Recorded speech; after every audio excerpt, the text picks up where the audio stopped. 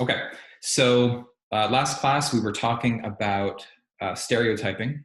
And if you recall, I had mentioned that stereotyping is like the cognitive component, right? If you think about a lot of topics we've discussed in terms of the ABCs, the affective, behavioral, and cognitive component, then stereotyping refers to the cognitive component because it refers to the beliefs that we have that associate groups of people with certain traits, as we were focusing on last class. This class, we're going to talk more about prejudice and a little bit about discrimination as well, which are respectively the affective components, so how we feel about other people, especially when we have negative feelings towards other groups. That's going to be prejudice. And discrimination is the behavioral component, meaning how we treat people differently based on their membership in a certain group. So that's what we're going to be focusing on a little bit today. And then when we finish that, we'll talk a little bit about aggression as well. So let me share my screen with you.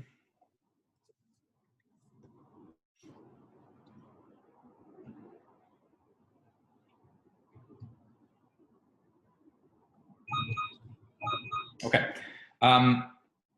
So we saw last class how even completely inaccurate stereotypes can survive, and we looked at a number of psychological mechanisms that people have that allow them to maintain even completely false beliefs and stereotypes towards other people. And we talked about the two-step process of stereotyping as well. This is just to refresh your memory. If you recall, in the first step, when we're exposed to a member of a certain group, that automatically triggers thoughts and ideas related to the stereotypes we have towards that group, even if we don't believe them, right? And in the second step to stereotyping, we can choose to override those ideas if we want. Of course, what can often happen is that we may choose not to override those automatically activated stereotypes, and we might behave towards people in a discriminatory or prejudiced manner. That's what we're going to be talking about today. So when we talk about prejudice, we're talking about the negative feelings, and specifically the negative feelings that we have towards people, based on their membership in certain groups. Right? This includes racism, but of course it can refer to other types of prejudice as well, such as prejudice towards women, prejudice towards the disabled, et cetera, et cetera. And it's certainly the case that stereotyping and prejudice in this country has changed over time. So if we take a perspective of multiple decades, there are certain surveys that psychologists send out to people. And they've done this over the course of the last probably 80 plus years. Here are 3 such surveys. It's the same survey, just taken at different time periods. And so what they did is they sent the survey out to a number of white Americans. And they provided them with a list of personality traits, which is in the left-hand column here. And they asked these white Americans to indicate whether they believe that that trait describes Black Americans. So for instance, if you use the trait superstitious, then in 1933, 84% of white Americans believe that that would describe Black Americans. The number dropped pretty substantially to only 13% in 1969 and to 0% in 2001. And we can look at a number of these types of traits. And in general, the general pattern that occurs over and over is that fewer and fewer white participants would use these traits to describe Black Americans. This is a good thing, right? Because this is suggesting that there's a decrease in some of these stereotypes that white Americans have towards Black Americans.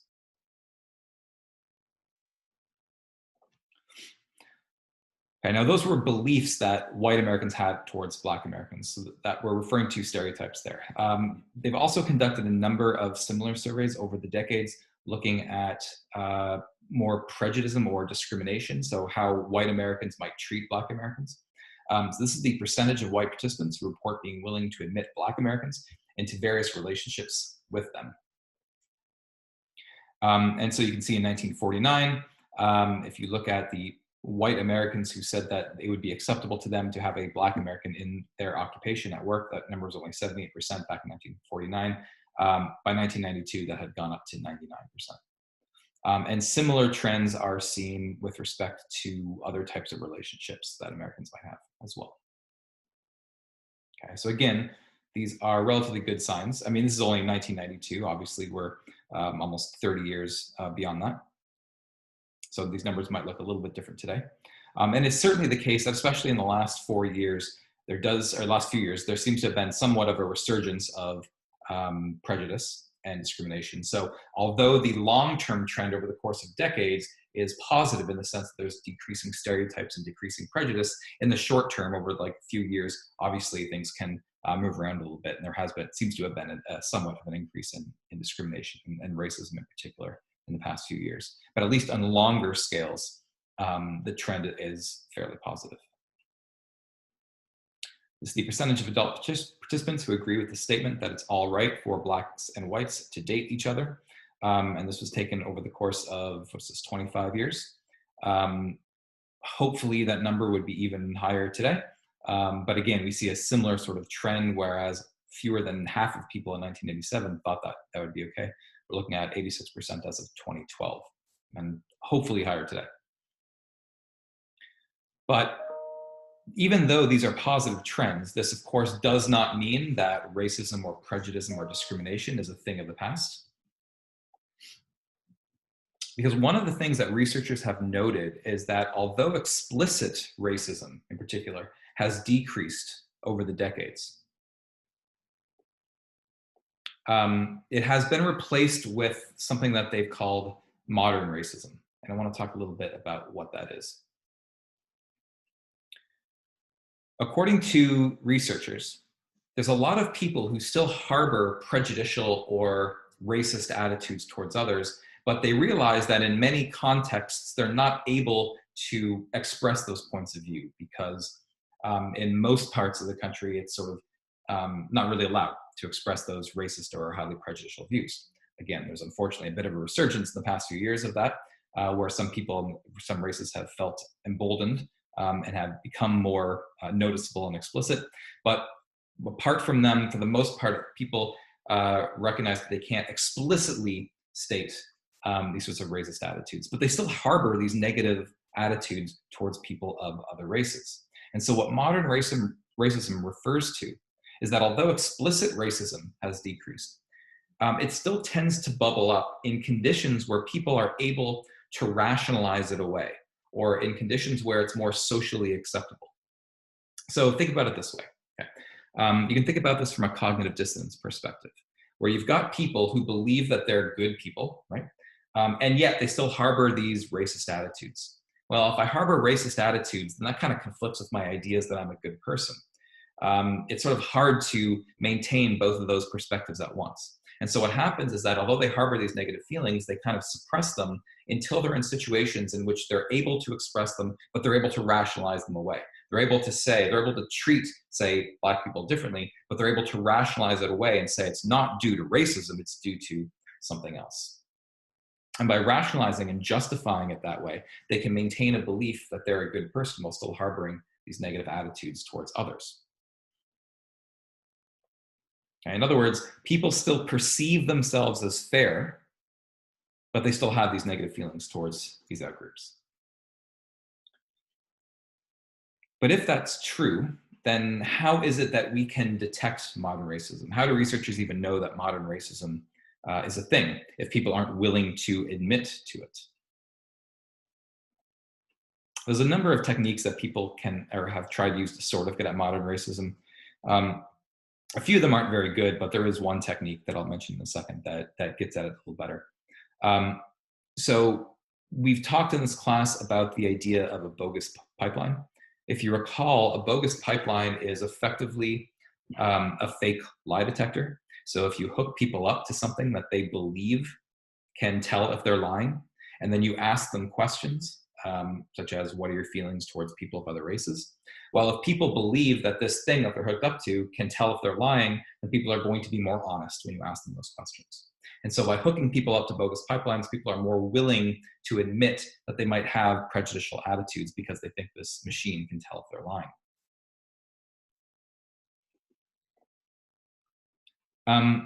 The implicit association test, some people have suggested that you could use it to get at people's racial attitudes, but it doesn't really work that way.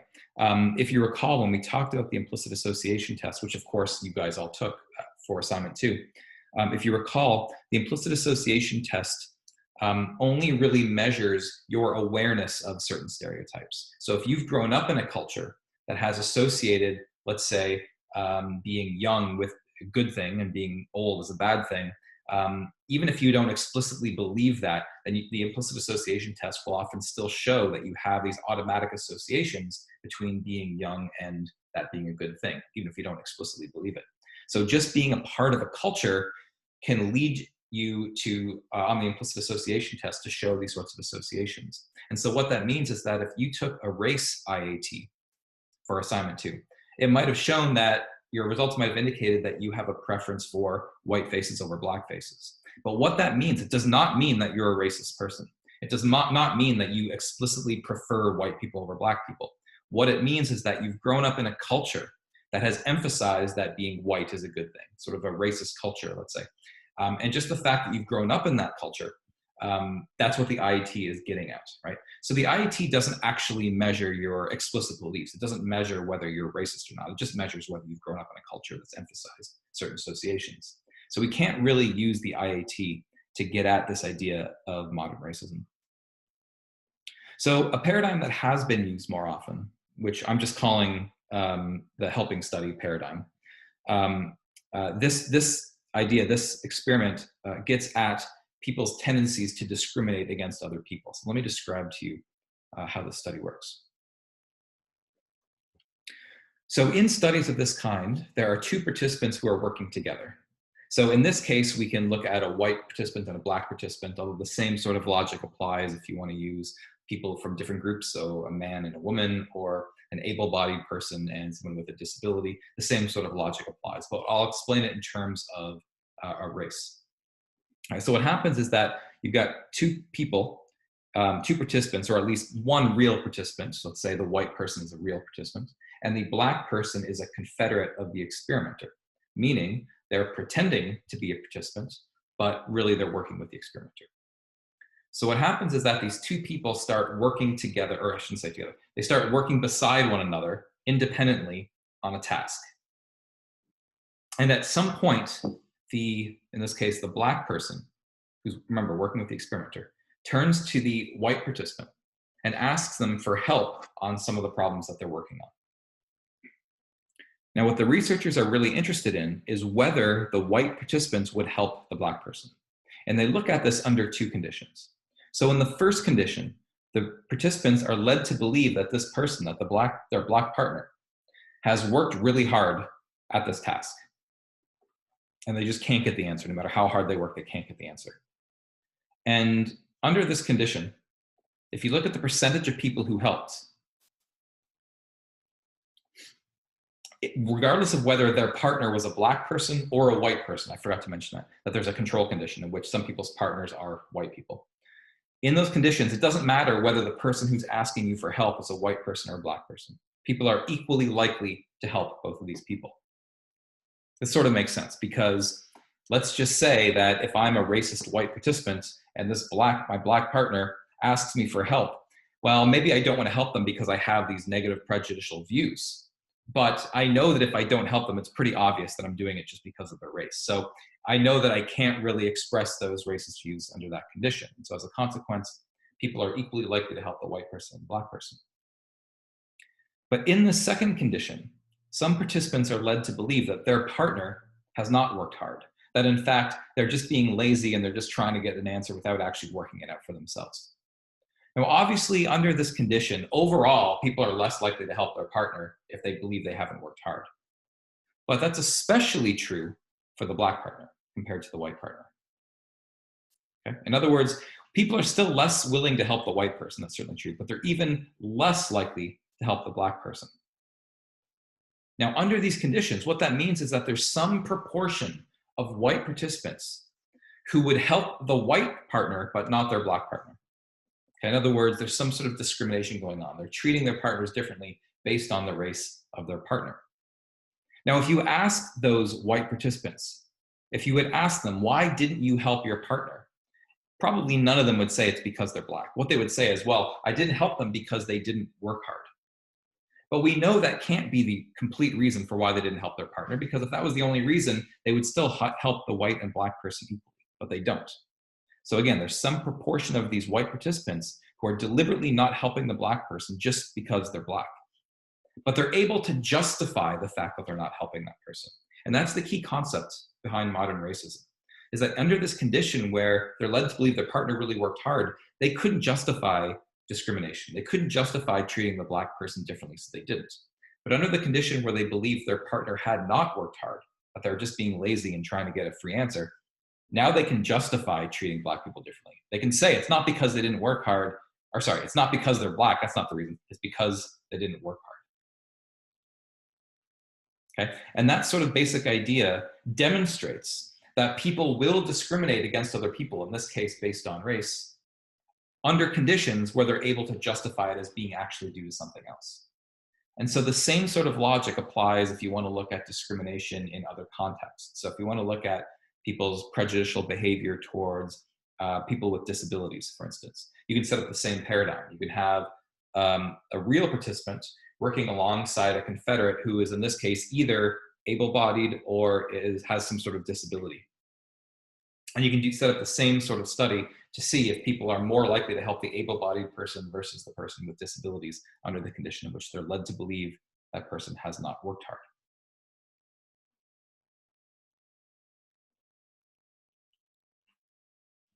Okay. So modern racism exists today, and certainly it's the case that explicit racism exists as well. But modern racism is sort of the new version of racism in which case it only comes out under conditions where people can tend to rationalize it. In 1961, there was a researcher who we've come across before in this class. So this is Muzafer Sharif. He was a researcher. He's the guy, if you remember, who put people in a dark room and had them look at a point of light, and they had to estimate how far that point of light moved, when in fact it didn't move at all. And what he showed in that study was that these group norms develop such that people's estimates of how far they believe that point of light moved are influenced by other people's estimates of how far that point of light moved. So we looked at that study in relation to conformity. Well, later on in his career, he started studying prejudice as well. He wanted to know why prejudice existed between two groups and whether he could come up with techniques that would reduce or potentially even eliminate that prejudice between those two groups. And so he conducted a pretty famous study called the Robbers Cave Study. What he did is he set up this sort of summer camp. This is in I think it's a national park in Oklahoma, I believe it is. And the summer camp was for boys, especially boys about 10 to 11 years old, kind of preteen boys. And what he did one summer is he had two groups of boys who were initially unaware of each other's presence. So we had one group of boys in one part of this park, another group of boys in another part of this park. And they would do some typical summer camp type of activities. They would have picnics, they would go canoeing, they'd go hiking, they would do those sorts of things, right? And for the first week or so, that's all that happened, that these boys interacted with each other, but they didn't know of the existence of the other group. They were just these two groups that were independent. About a week into the study, what he did is he introduced these two groups of boys to one another. He wanted to see, first of all, if he could create some degree of prejudice between these two groups of boys. So he introduced them, and he told them that over the course of the next couple of weeks, what they would be doing is they'd be competing in a series of challenges, like treasure hunts and flag football games and things like that. And the winner of those challenges would win various prizes. He wanted to see if that was enough to create prejudice in these two groups of boys. So he allowed these two groups to name themselves. And so one group of boys called themselves the Eagles, and the other group of boys called themselves the Rattlers. And they were able to create a flag that represented their group. They each had their own separate cabins, and they would fly their flag outside that cabin. And he first wanted to see whether having these two groups of boys compete with one another for prizes, whether that would be enough to create prejudice that had not previously existed. Okay. And what he found was that it was. That these two groups of boys started to behave really sort of viciously towards one another.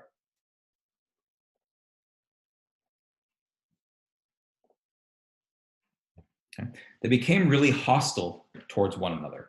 And it started off smaller with name calling and things like that, but it started to escalate. So when they had picnics, for instance, they would start to have food fights with one another. one point, one group of boys ransacked the cabin of the other group of boys and destroyed some of their stuff. And in retaliation, that group of boys stole the flag from the other group and burned it. So you got this really fierce hostility between these two groups. And these were groups of boys who came from families, and they had never had any history of any sort of violence or aggression or anything like that. So he sort of created this novel violence and this novel prejudice between these two groups of boys. And these boys displayed in-group bias, such that, if you recall, in-group bias means that we tend to prefer members of our own group compared to members of other groups. So the Rattlers preferred the Rattlers and hated the Eagles, and the Eagles liked the Eagles, but they hated the Rattlers. And they also displayed outgroup homogeneity. And just to refresh your memory on that one, outgroup homogeneity refers to the idea that we think members of our outgroups are more similar to each other than members of our in-groups. So we can recognize that there's a lot of differences in terms of the people within our own in-groups, but we tend to think people in our out-groups are all the same. And the Eagles and Rattlers both displayed that as well. And so, for instance, when the researchers would ask them their opinions of the other group, they would say things like, well, they're all a bunch of cheaters, right? They're all the same. They're all a bunch of cheaters. And it's all this negative belief, these negative attributes that they tend to have. So the first step of this study was successful in a sense. He had created prejudice between these two groups that had not existed before. But what he really wanted to know, what he was really interested in, is whether, once this prejudice was created between these two groups, whether he could eliminate the prejudice between the two groups. And so to that end, he tried 3 different strategies to see if they would be successful in reducing the prejudice between the two groups. First thing he tried was propaganda. So effectively what he did is he went to the Eagles and he said, hey, you guys should really get to know the Rattlers. These are a bunch of really good guys. You would really like them, okay? Why don't you give them a chance? And he would go to the Rattlers and say the same thing. Those Eagles are a bunch of really good kids. I think you would be friends with them. If you just gave them a chance, why don't you get together and interact and have an open mind? And this strategy failed miserably. If we think about this from, let's say, a social cognition point of view, we saw in social cognition that once we form an initial impression of someone, it gets really hard to change that impression, right? Because of confirmation biases and self-fulfilling prophecies and belief perseverance, all of these psychological mechanisms we have that tend to maintain our initial impressions. We're sort of slow to change our opinions of someone. And as a consequence, the researcher coming in and saying, give them a chance, didn't matter because of these confirmation biases and other heuristics that these kids used. So propaganda completely failed to restore the peace.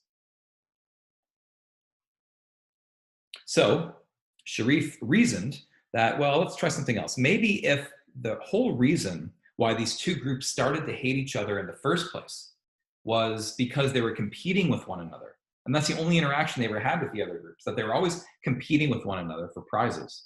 Well, maybe if we brought them together under non-competitive circumstances where they weren't competing with one another, that would sort of undermine the motivation for the hatred between the two groups. That was his logic. And this strategy completely failed. Okay, because what happened, this is when he would bring them together for picnics, and that's when they would start to get into food fights and things like that. It didn't matter. Once that these groups decided that they hated each other, it didn't matter if they stopped competing and you brought them together under non-competitive circumstances because they already hated each other. It was sort of too late for this. So that strategy didn't work at all. So they tried a third strategy. They created what are called superordinate goals. A superordinate goal is a goal that can only be accomplished through the cooperation between the two groups. So for instance, here's a few things they did. There was a truck, kind of like this red truck here, that would bring supplies into camp every day. And what the researchers did is they staged a breakdown of that truck just outside of camp, kind of at the bottom of a hill. And the only way that that truck could get to camp was if all the kids went out there and worked together to push the truck up the hill. So they had to work together. They were sort of forced to cooperate, in other words. They did a few other things as well. At one point, they staged a break in the water main that was bringing water into the camp. And the kids were told that in order to get water, they had to find where the break was. So all the kids had to go out together and search together to find out where the break in the water line was so that they can get water in the camp As a third type of superordinate goal, they told the kids that they would be able to watch a movie, but only if they were able to pool all of their funds together. So the Eagles by themselves didn't have enough money for the movie, and the Rattlers by themselves didn't have enough money for the movie. But together, if they pooled all their movie, they would have enough money. So by introducing those superordinate goals, they basically forced these kids to work together. And this strategy turned out to be really successful. Introducing these superordinate goals and forcing this sort of cooperation broke down, I guess, the prejudice between these two groups. In fact, it worked so well that at the end of the summer camp, the researchers had brought 2 buses in to bring the kids home, one for the Eagles and one for the Rattlers. And when the 2 buses showed up, the kids basically said, no, we're not going to go on separate buses. They wanted to take the same bus with their new best friends in the other group. So it actually really worked really well to reduce the prejudice between the 2 groups. And there's a couple of ways that you could think about why that would work. But again, you could take a cognitive dissonance perspective on this, whereby, let's say I'm an Eagle and I hate the Rattlers. I really hate the Rattlers. But now I'm working with the Rattlers. I'm cooperating with them to push a truck up a hill, or to find the break in the water line, or to pool my money for a movie. Right? Well, why would I be cooperating with someone that I hate? Those things don't really work well together, right? So that's going to create some cognitive dissonance. And one way to reduce that dissonance is to change your attitude towards the other group. In fact, now that I think about it, they're actually not that bad at all. I didn't realize, but they're really not that bad. And if they're not that bad, that's consistent with the fact that I'm cooperating with them. Right? So you can think about this from a cognitive dissonance perspective, whereby having these boys cooperate with one another created cognitive dissonance that they could reduce by convincing themselves that in fact they actually like the other.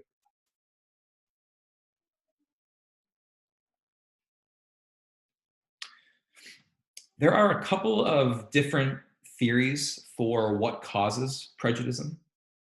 And the theory that Sharif set out to test with the Robbers Cave study is known as realistic conflict theory. And according to realistic conflict theory, prejudice is created in part when 2 groups are competing with one another for some limited resource. So in the Robbers Cave study, the 2 groups of boys were competing with one another for prizes. Only one group could get the prize. And the idea is that if the other group gets the prize, well, you're getting in my way of getting the prize. And so as a consequence, if you're frustrating me from getting at my goal, then I'm going to really dislike you because you're keeping me from getting what I want. On a larger scale, though, we see lots of examples of realistic conflict theory in the real world, where you've got 2 countries, say, who are competing with one another and they both claim that a certain piece of land is theirs, right? They're directly competing over the same limited resource. Or it could be that you've got 2 political parties, Democrats and Republicans, who are competing with one another for power, right? For positions, for the presidency or for Congress or whatever. They're competing with one another for power. And if the other group wins, then that means my group loses. Or you can see this with people who claim that illegal immigrants are coming into the country and they're taking our jobs as if they own the jobs and the illegal immigrants are stealing them from them, right? In fact, that gets at a point I want to make here, which is that this competition could be imagined. It may not even be true that immigrants are coming and taking jobs, but as long as people believe that illegal immigrants are coming and taking jobs, then they feel like they're losing something, right? If these illegal immigrants are taking jobs, it means I'm losing jobs. As a consequence, it tends to fuel hostility between these 2 groups. Okay? Just as another example of competition that could be imagined, I've heard, for instance, white supremacists say things like, well, Black people are coming and taking our white culture, as if culture is a thing that there's only a limited amount of, and you can take it from me, right?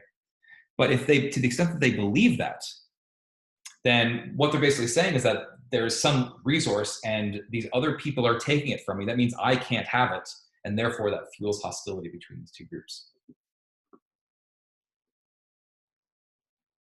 So that's one explanation for why prejudice exists. It's because you've got groups competing with one another for limited resources. And certainly that can be true to some extent. That can fuel hostility and prejudice between 2 groups. But it can't be the only explanation for prejudice between 2 groups, because there are numerous instances where you might have groups who dislike one another, or you might have one group who dislikes some other group, even though they're not competing with them for some sort of limited resource. So we need another theory to explain those instances. And that's where social identity theory comes in. This one's kind of an interesting theory, and it draws upon a number of concepts and ideas and principles that we've seen already in this class. Here's the idea. So we've seen in this class that we really like to have high self-esteem at an individual level, right? And we have all sorts of cognitive mechanisms and psychological tactics and strategies to ensure that we have high self-esteem, like, for instance, taking credit for when we succeed at things and blaming other people for when we fail. But that same sort of principle that applies at an individual level can also apply at the group level. I like to think I'm better than I really am as an individual, but that also means that I like to think that the groups that I'm a part of are better than other groups. Because if I can convince myself that my group is the best group and all those other groups aren't as good as my group, I get to derive some self-esteem from that due to principles like downward social comparison. So if you recall, we have a tendency to want to compare ourselves with people who are worse off than us. Because in comparison to people who are worse off than us, we're doing pretty good, right? We can derive self-esteem from that.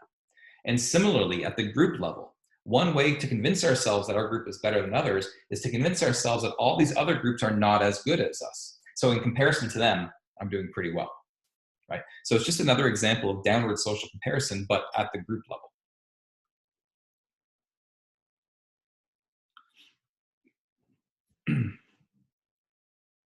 Okay. Another way to think about this is in terms of basking in reflected glory. So we saw that before in the class as well. It's another way to attain self-esteem, whereby we like to associate ourselves with successful other people because we can vicariously derive self-esteem from those associations.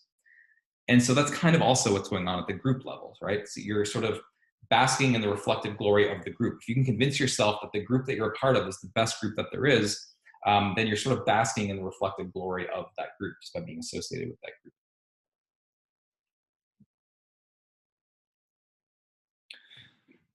In order to convince ourselves, though, that our group is the best group and it's better than these other groups, what that often entails is putting other groups down, actively making other groups worse off than us.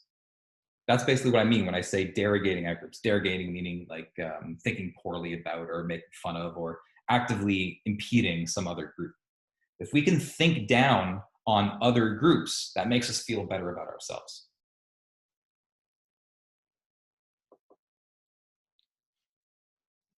And so, in order to test this idea, what some researchers did is they created what are known as minimal group paradigms. Okay, now a paradigm is just a type of study, like an experiment, sort of like a type of experiment. And a minimal group in this context means that in these studies, what the researchers do is they create two groups, but they're minimal groups, meaning they're barely groups. They're groups in only the most superficial sense, but they're basically meaningless groups. And I'll give you an example of that in just 1 second. But what they wanted to do is they wanted to see whether even if you create completely meaningless groups between two sets of people, would that be enough, these meaningless groups, would that be enough to get these two groups of people to dislike one another just in order to have or to feel good about themselves? And so what they did is this. What these researchers did is they took people in a lab and they showed them cards. I kind of like the card that's on the screen right now with a number of dots on it. And they would show that to participants for like 5 seconds and they would take it away. And they would say, okay, tell me how many dots you think were on that slide. Maybe you say, I don't know, 30. That's just your guess. And then I repeat the process like 10 more times with 10 different cards with different numbers of dots on. And you give me your estimate every time. So once you do that, I then leave and I calculate your score to see how well you did. And I come back to you. And at that point, I tell you one of two things. I randomly assign you to one of two conditions. Now, all the feedback I'm about to give you is completely bogus. I'm completely making it up. You don't know that though. So I say one of two things. Either I say, you are what are known as a dot overestimator. We know from our research that there's two types of people. There's dot overestimators and dot underestimators. You are a dot overestimator. You have a tendency to overestimate how many dots are on slides like this. To the other group of people, I say the exact opposite. I say, you are what is known as a dot underestimator.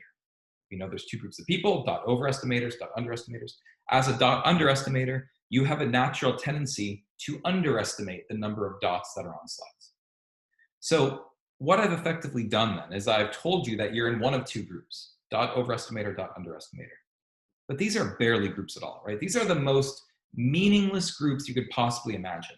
Like, who cares if you're a dot overestimator or underestimator? That means literally nothing, right? There's no practical advantage to this. But what the researchers wanted to know is that even if there's no practical advantage to being a part of this group, would people still feel a need to convince themselves that the group they're a part of is the best group to be a part of? And so what they can do in these studies, what they usually do is they have participants make some decisions. So they give them an amount of money, for instance, and they're allowed to distribute that money to other people. And those other people, they're told, are either dot overestimators or dot underestimators. And what these researchers tend to show is that what people do is they give more money to people who are in the same group that they're in. So if these participants are dot overestimators, they give more money to overestimators rather than underestimators. But if the people are underestimators, they give more money to other underestimators rather than overestimators. In other words, these participants are preferring people who are in the same group as them, even though these groups are completely and utterly meaningless.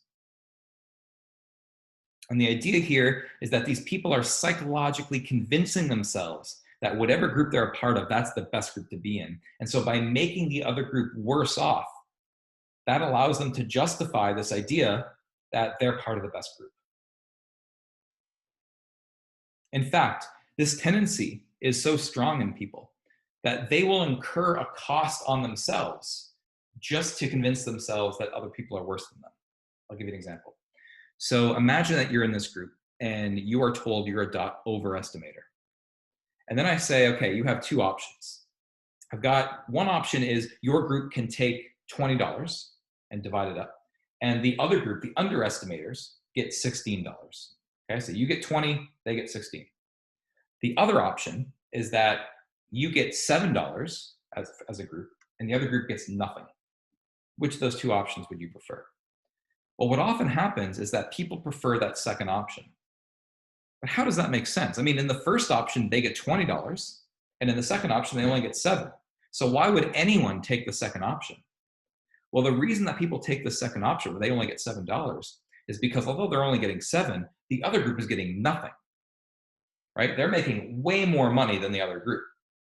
In the first option, they get 20, the other group gets 16. They're only making $4 more than that other group. But if I get 7 and they get nothing, I'm making $7 more than the other group. And I like that idea.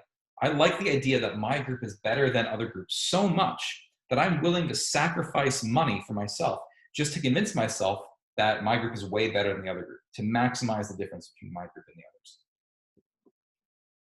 Okay, so according to social identity theory, then, part of the reason why people exhibit prejudice is because it helps their self-esteem to convince themselves they're part of the best group.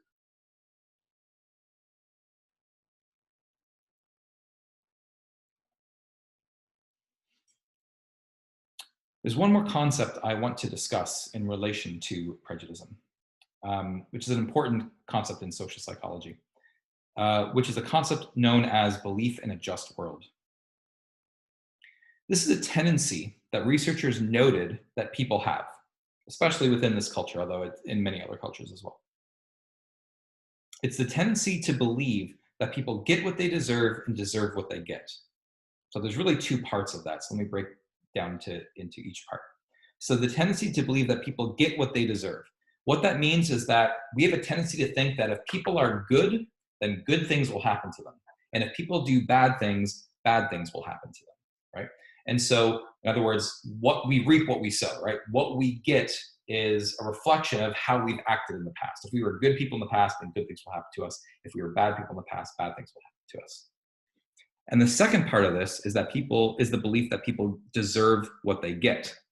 Meaning that what that means is that if you see someone and a bad thing happen to that person, well, according to this belief, what that means is you have a tendency to believe that they must have done something to deserve that negative outcome. This sort of general belief that the world is fair, in other words, right? Because that's basically what the belief is. If you do good, good things happen. If you do bad, bad things happen to you. That's the belief that the world is inherently fair. That belief is captured in concepts like karma, for instance. The belief in karma is this idea that if you do good things, the universe will reward you, and if you do bad things, the universe will punish you. It's captured in philosophies that have been talked in, like the book The Secret. I don't know if you guys remember the book The Secret. It's out a while ago. But the basic idea behind that book is that if you just want something hard enough, then good things will happen to you. And if that good thing doesn't happen to you, it's because you didn't try hard enough in the past, or you didn't want it enough in the past. Kind of simplifying things here, but the basic idea. But these sorts of beliefs reflect this tendency we have in this culture to believe that the world is inherently fair.